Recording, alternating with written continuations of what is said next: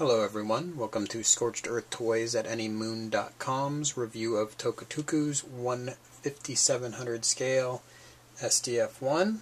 I apologize if I'm mispronouncing Takatoku. Obviously that company's been bankrupt for a great many years, so this is a vintage toy. It has a metallic finish, but there is no metal in it. It's the block system version of the toy, meaning you can disassemble it and reassemble it as a cruiser mode toy. Articulation is extremely limited.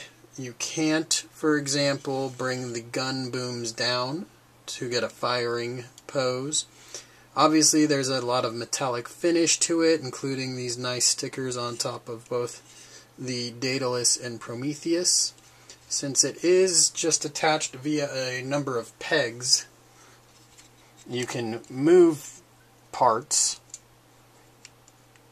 but it's really just kind of like you're spinning pieces of the toy that don't really feel like they're meant to spin, and so pieces could just pop out on you.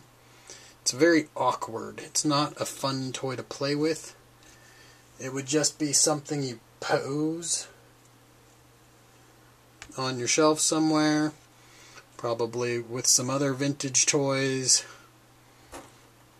There you go.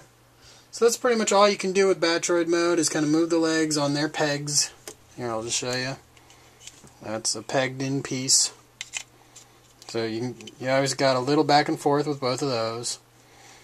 The chest pieces can move, although you probably don't want them to. The arm pieces can move.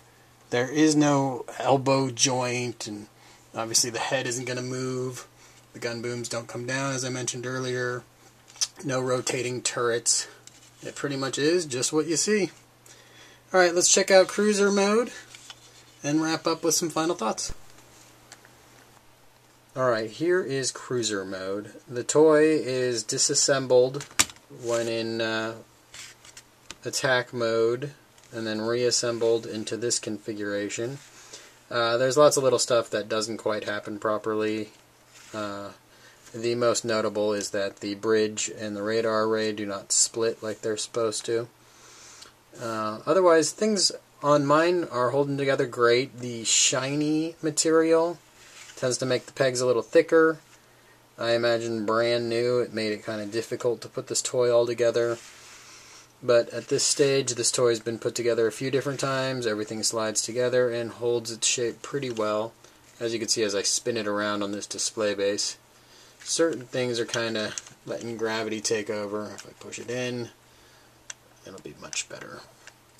Okay, so it obviously wouldn't be a great toy to play with in this mode, but I don't think many people these days are purchasing it to play with it. You'd want to watch out for these fixed guns. They look like they'd be pretty fragile. I'm using a Bandai display base. It kind of fits right into this hole right in the bottom there. Seems like that hole would be ideal for a number of display bases out there.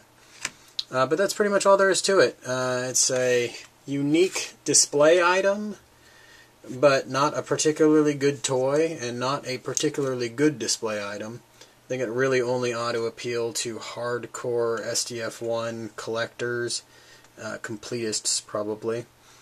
And that's it. Visit anymoon.com to see comparisons to the line art and other SDF-1 toys. Thank you for viewing.